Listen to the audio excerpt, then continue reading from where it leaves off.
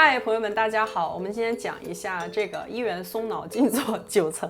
就是讲一下这个名字为什么是这样子的。9层到底是哪9层？松脑呢，就是放松大脑的静坐。这就是我们松脑的练习，就是完全的字面意思，很直白。如果说练习的话，身体静下来之后会经历的这个路径到底什么样子？一元松脑静坐9层，不是说1块钱，就是意识清醒为1元，意识为1，就是我们说的就是这个意思。1元，松脑，放松大脑。真正能起到关键性作用的是大脑放松，放松到大脑放松的这个级别。静坐啊，静静的坐着，静静的盘腿坐着，9层会经历9层转变。这个呢，就是一元松脑静坐9层的注释吧。我们看一下这张图啊，就是以这个就是像一个太阳一样。我们经常，这个意识呢，我是用的一个太阳在表示，就是唯一的。就是这种发散的，那最中间越靠近这个源头呢，就是清晰度越高的状态；越往外面扩散呢，就是越来越模糊的状态。9层呢，就是越靠近、越接近这个源头的中心，意识清晰度越高。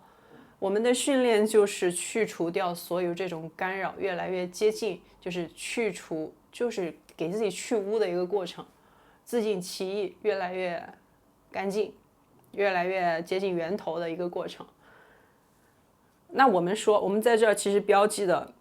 普通人的通常状态呢，就是处在于0到1的样子，1的样子。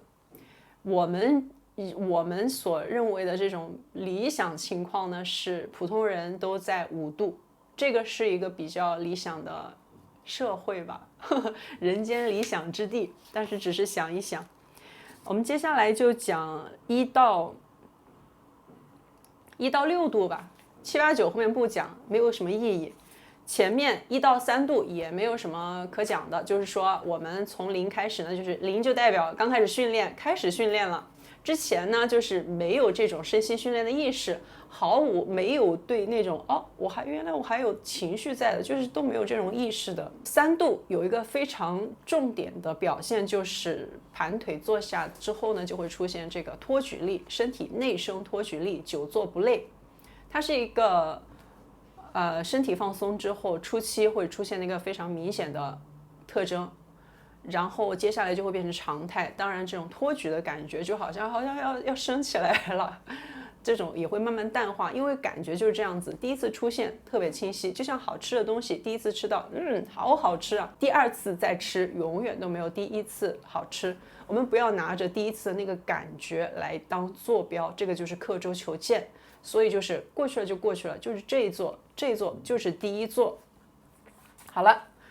3度的比较明显的特性呢，就是这样子，就是已经开始训练了，也知道原来坐着我是会走神的，我是需要回到继续来放松的。那么3度就这样一个状态，还是一个非常懵懂的状态，但是身体呢已经对放松有了感受。到了接下来第4度，4度可以说是普通人的第一个小的质变，但是呢，它还远远称不上是大的质变。我们说的完全彻底的质变，只有到了5度才有可能啊。到了第5度的时候，才是不会回退的一个状态。就是说，这辈子啊，等等再讲，先讲4度，不好意思。4度呢，就是说我们从走神为常态，从一个被情绪带走的这种常态开始，第一次有了清醒的体验。很多人觉得，虽然清醒这2个字经常听，但是呢，好像也是听起来蛮平平无奇的。我们继续打比方，就好像是过去一直生活在菜市场，但是呢，因为在那种嘈杂的环境当中炒久了，我没有发现原来自己生活在菜市场。当我开始训练之后，我离开了菜市场。我才发现原来我是可以这么安静啊，我才能意识到之前的环境多么的喧闹，多么嘈杂，就是这样的一个过程。4度呢，就是普通人初尝清醒的第一个质变，也是很棒的体验。那这个阶段在坐中就会体验到，当我自己走神的时候，我是可以把自己拉回来的，就是我可以回到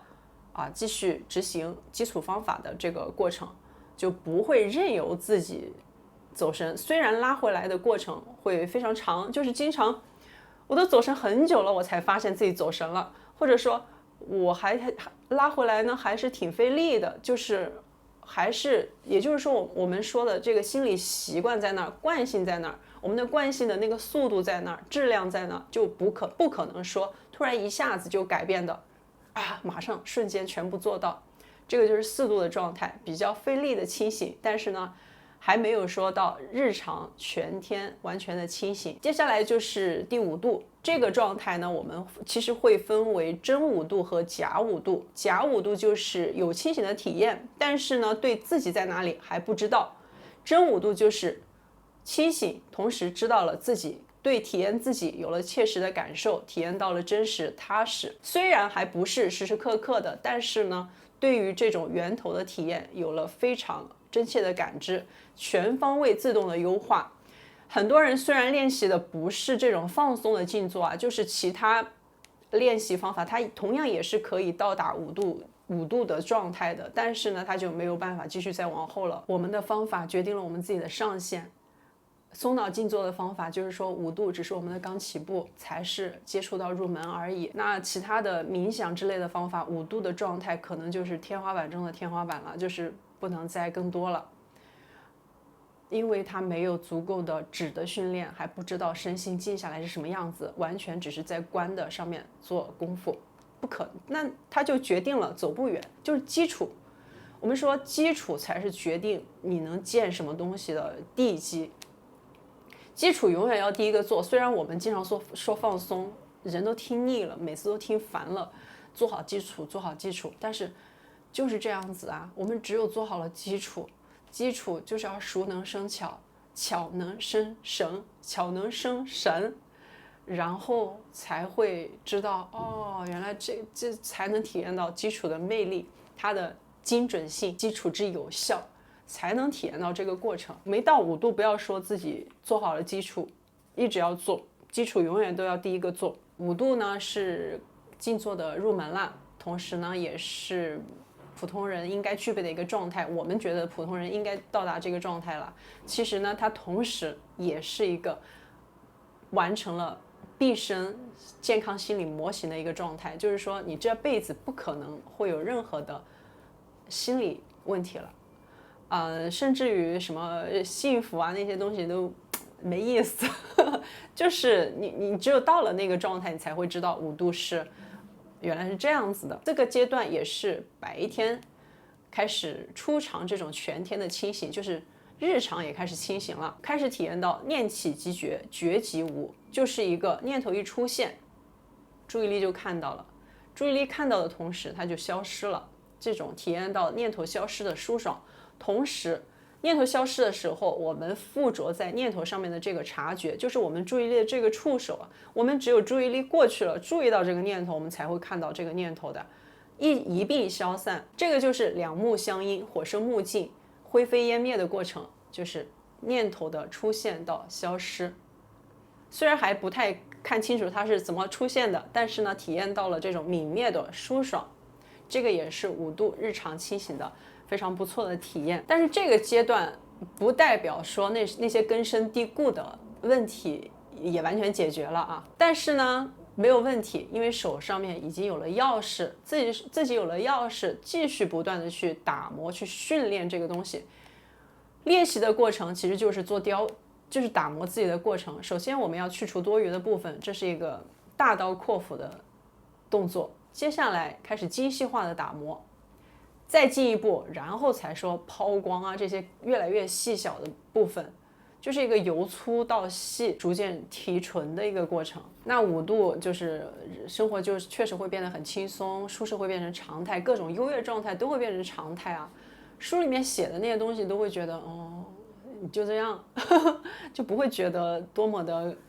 要仰望什么样子了。它是一个都是很朴素的描述，但是最大的问题呢，还是会有走神，会有被情绪裹挟的时候，但是都没关系了。再被裹挟，会有这种肯定会有起伏，但是还是那句话，手里面有了钥匙，自己就没再所谓的了。接下来第6层， 6层是我们前面呢初步完成了身体的基本功，也就是指的训练，然后过渡到意识的训练，就是身体的基础打好了，然后才会体验到意识开始训练，就是这样子。就是说前面是一个身体的训练，后面才开始意识的训练，这会儿才开始到人们说的观的训练。市面上面流行的这些止观禅啊，一个首先是他根本就不知道什么叫观，还有一个叫止观双运，就是说我们记下来了，哪怕我们不去看这个东西啊，不去观察，不去特意去留意自己有没有念头，我们都会知道自己有念头出现了。这个摄像机一样，24小时不间断的时刻的存在，这个就是观。它是你只要止的功夫做好，它就是止观双运，不用我要特别的留意我的情绪是什么样子啊，好像我的生活每天我都要盯着这个东西来了。先做好止的基础，然后再接下来呢才会到才会到观是什么样子，才会接触到说《楞严经》里面25种静坐方法，25种身心训练的方法是具体是哪一些。这个时候我们才会接触到注意力的放置的不同而有不同的25种方法。我们根据自己的喜好，根据自己的这种牵引，自己喜好哪一种稍微调整一下都是可以的。但是呢，根不要变，止呢我们不要忽视了。做好止，我们先完成前面的0到5度，我们先感受这个放松。松好了之后，意识就会自动的清醒，体验这个过程，享受这份清爽。我们接下来再说一下这每一层大概要花多久到，这是人们很关心的问题。首先我们先讲一下视角啊，级别呢是我们不是说我们给它规定的，就是它就是这样子。人体松下来静下来之后会经历9层转变，前面5层是身体的转变，这就是它的过程，每一步都是这样子，你做到那一步就会出现相应的反应。那3度、4度、5度是旁观者的视角，这是3度，这是5度。但是我们自己而言，不用管这些东西，也不用管时间长度，即便它真的有一个平均的长度就耗时，但是我们不要被这个东西给定义住了。比如说到3度，有的人2做3做就3度了，就能体验到这个托举力。到5度，有的人2周就到5度了，有的人可以一年到5度，2年到5度也是很不错的。同样有的人做了10年也不可能体验到什么是5度，对吧？就是还是方法的问题，自己在基础上到底执行是100%的执行基础，还是80%，还是说我初期做不到也没关系，但是呢我一点点打磨，一点点靠近，就是下笨功夫。笨功夫从来都不笨就是一点点去打磨。我们不用去关心到哪一个级别需要花多久，只需要做好现在这一做。不管说过去你用的是其他什么方法，还是说你过去用的就是1元松脑静坐的方法，